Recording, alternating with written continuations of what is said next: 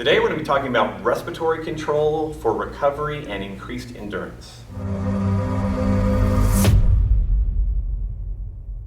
One very interesting topic that is emerging in endurance research is really how our internal perceptions of what is going on, particularly with our respiratory system, influences our willingness to push ourselves in exercise. Now, with that little intro, here's basically what I want you to think about. In most cases, whenever we're pushing up against an endurance barrier, now right now I'm not talking about people who are ultra endurance athletes or world-class endurance athletes, but I'm talking about the general people that we deal with on a regular basis who say, you know what, I want to increase my endurance capacity, and we're new to the idea. Maybe we've been a recreational jogger, or we've done some recreational sprinting or whatever, and we go, you know what, I want to really improve my endurance. Well, when you look at this, one of the things that hinders endurance for a lot of people is actually, in essence, a panic response to not having sufficient air based off the way that you breathe. So one of our favorite approaches to use for kind of quickly hacking, if you want to call it that, your endurance is to get your brain focused on how quickly you can recover from a bout of exercise.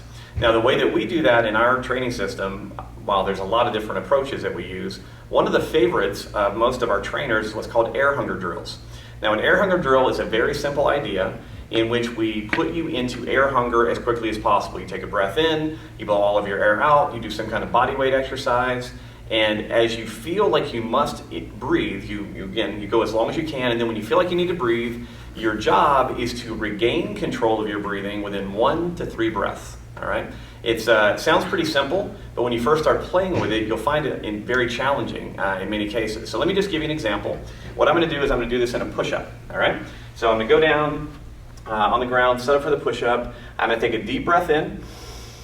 I'm going to blow all of my air out. And at the end of that, as all my air is emptied, I'm just going to start doing push-ups. I'll do as many as I can, and then at the end, I'll come back to my knees, and I'm going to try to regain control of my breathing within, again, 1 to 3 breaths. All right? So in, blow all the air out, hold it out.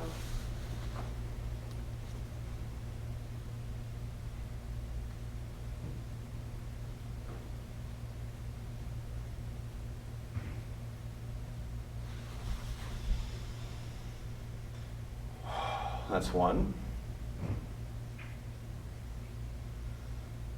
And I'm pretty good, all right? So really what you're gonna figure out with this is how you know if you've regained control is if you feel the need to take a big gasping breath.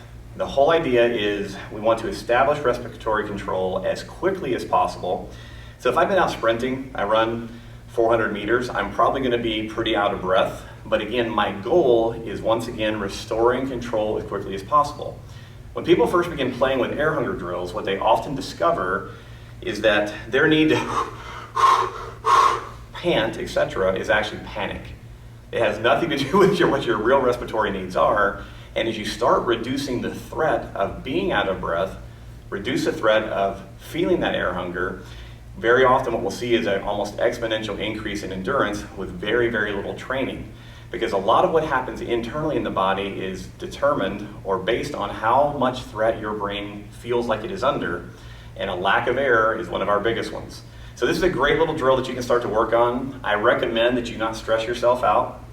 You know, I did about 12 push-ups. You can start off very easily and go, I think I could do 20, well then do 5. See if you can control your breath. Then do 10. See if you can control your breath.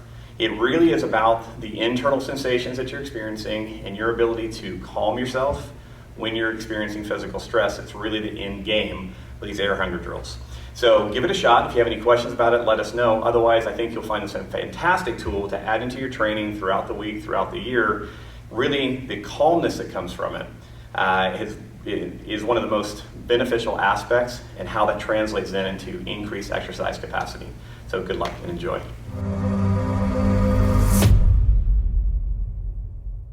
It's been a really interesting couple of years in brain anatomy, and I know that may not sound... Hold on, my bad.